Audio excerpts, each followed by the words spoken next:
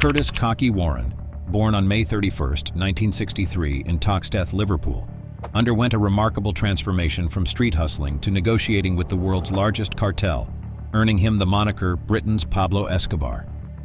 Despite his meteoric rise as the wealthiest British criminal of his era, law enforcement labeled him Target 1, determined to bring him down.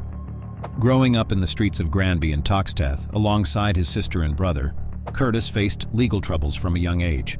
By 11, he abandoned formal education, and by 12, he was in custody for joyriding in a stolen vehicle. Rather than reform, he escalated from juvenile delinquency to serious offenses like armed robbery. Soon, Curtis became a familiar face around the notorious International Cafe on Granby Street, a gathering spot for criminals. In March 1982, at 18, he experienced his first incarceration, marking the beginning of a turbulent journey through the criminal justice system. This captivating story raises the question: could wealth shield him from impending trouble?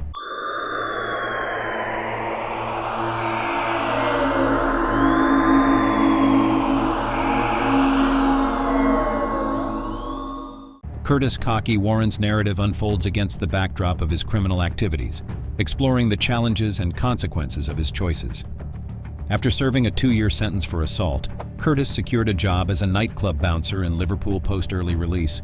This seemingly ordinary employment unfolded into a pivotal role in his life, introducing him to the drug trade within the city's burgeoning scene. While bouncing, Curtis continued with armed robberies, leading to another arrest and subsequent years in prison. Reflecting on the inefficiency of armed robberies during his incarceration, he sought a more lucrative and sustainable criminal path. In the late 1980s and early 1990s, Curtis connected with trafficker Brian Charrington, a prosperous businessman with a yacht. This partnership took a significant turn in September 1991 when they set sail for a historic voyage to the Venezuelan Cali cartel, one of the most formidable drug syndicates of the time. Bypassing intermediaries, Curtis and Brian negotiated directly with the Cali cartel in Venezuela, concealing cocaine within steel boxes hidden inside lead ingots. Their return to the UK faced a tense moment as customs officers subjected their yacht to a thorough inspection, randomly selecting one ingot for closer scrutiny. Customs officers' inspection revealed a clever ploy. Only certain lead ingots randomly contained cocaine, minimizing the risk of detection. This stroke of luck spared Curtis and Brian from potential disaster, emphasizing their incredible fortune. After a successful initial venture, Dutch police alerted UK customs about their shipment. Despite this, Curtis and Brian disappeared without a trace. Encouraged, they attempted a second endeavor in 1992, resulting in interception and the arrest of Curtis, Brian, and others. A revelation during legal proceedings exposed Brian Charrington as a police informant, prompting Curtis's charges to be dropped, collapsing the trial, and securing his release. Curtis, living up to his "Cocky" nickname, boasted about his untouchability after spending millions from the first shipment. However, a 1995 drug feud prompted him, now in his 30s, to prioritize safety and relocate to Sassenheim, the Netherlands. This seemingly unconventional choice offered privacy and seclusion in a small village, a stark contrast to Liverpool's bustling city. Curtis's move reflected a pragmatic decision for safety and a lifestyle change. By this juncture, Curtis had amassed a staggering £80 million, weaving an intricate network with cocaine cartels in South America, cannabis growers in Morocco, heroin kingpins in Turkey, and ecstasy labs in the Netherlands. His investments extended globally, including casinos in Spain and land in Gambia. While he could have comfortably retired, Curtis's insatiable greed drove him to seek more. The turning point came on October 24, 1996, when Dutch police, in collaboration with UK authorities, executed a meticulously planned raid on Curtis's villa in Sassenheim. Months of preparation, including phone call monitoring and movement analysis, culminated in a sudden arrest that caught Curtis and his associates off guard.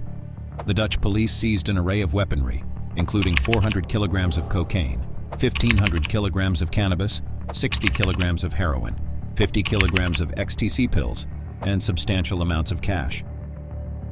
In 1998, Curtis found himself sentenced to 12 years in the Dutch maximum security prison, Nieuw Vosseveld. Remarkably, this was the same year he mistakenly appeared on the Sunday Times rich list with a net worth of £40 million as a property developer, an error promptly retracted post-conviction. The Dutch Fiscal Information and Investigation Service delved deep into Curtis's finances, seeking to seize the believed £120 million he possessed. Despite the meticulous investigation, authorities could only trace £20 million, a sum they lacked legal authority to confiscate. Curtis had, it seemed, always been meticulous in laundering his money. His time in the Dutch maximum security prison proved eventful. In 1999, a significant incident unfolded when fellow prisoner Cemal Guclu, known for his troublemaking reputation, verbally and physically assaulted Curtis. In an act of self-defense, Curtis pushed back, resulting in a fatal outcome for Cemal. Facing trial in 2001, Curtis asserted pure self-defense, convincing the Dutch judge but receiving a manslaughter conviction due to perceived excess. This added 4 more years to his sentence. Fortunately, Curtis secured early release and left the Dutch prison in early 2007, marking the continuation of his tumultuous journey.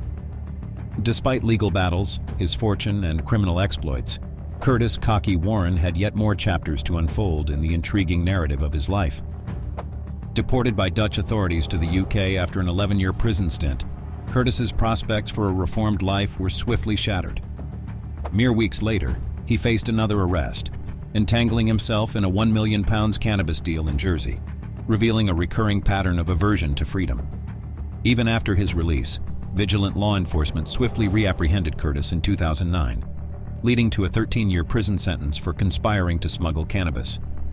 Initially held at HMP Full Sutton, Curtis and his associates were later transferred to HMP Belmarsh, known for its high security standards in the United Kingdom. Post-incarceration, UK prosecutors alleged Curtis possessed nearly £200 million in global assets through sophisticated structures, a claim he vehemently denied. Behind bars, evidence surfaced indicating Curtis continued his involvement in drug trafficking, accumulating millions. In December 2013, a court issued a 10-year prison sentence if he failed to repay the alleged £200 million. Curtis promptly lodged an appeal, seeking to challenge the ruling. Unfortunately for him, the appeal was denied in March 2014, compelling Curtis to serve the full 10-year prison term. Even in prison, Curtis made headlines for his unconventional romantic involvement with prison officer Stephanie Smithwhite, adding intrigue to his notorious story. Smithwhite's association with Curtis raised suspicions, triggering a surveillance operation. Witnesses observed her exchanging notes with Curtis, with an attempt to retrieve one resulting in a failed consumption. Smithwhite initially denied a physical relationship with Curtis, but her denials were challenged during a search of her residence. Additional notes and a copy of Curtis Warren's biography titled "Cocky: The Rise and Fall of Curtis Warren" were discovered. A broader search uncovered 450 letters at a relative's business, some containing explicit sexual fantasies. A white Samsung phone in Smithwhite's car, used solely to contact Curtis in Franklin Prison, added a layer of complexity to an already controversial chapter in Curtis Warren's tumultuous story. On November 21, 2022, Curtis "Cocky" Warren was released from prison under strict conditions. Prohibitions included bans on WhatsApp and Facebook Messenger, a £1,000 cash possession limit, and travel restrictions with a 7-day notice to the police. The National Crime Agency justified these measures, aiming to prevent serious offenders from re-engaging in criminal activities. However, these restrictions have led to legal trouble for Curtis once again. Facing trial later this year, the 60-year-old from Toxteth appeared at Liverpool Crown Court on January 12th, charged with 11 counts of failing to comply with a serious crime prevention order. The alleged offenses occurred post his release in November 2022. Warren, identifying a witness property as his address, was apprehended in Bolden Colliery, South Tyneside, in July of the previous year, with formal charges filed in November 2023. Accused of various SCPO breaches, Warren is charged with failing to notify authorities of changes related to his communication device, credit card usage, business establishment, the true nature of the company, and passport application. Additional charges include possessing more than £1,000, failing to declare income, and not informing authorities about access to multiple vehicles, travel details, extended absences from home, and address changes. Appearing in court in a gray Hugo Boss hoodie, Warren only confirmed his name and date of birth. Plea entry is pending, with a potential trial scheduled for August 12, 2024.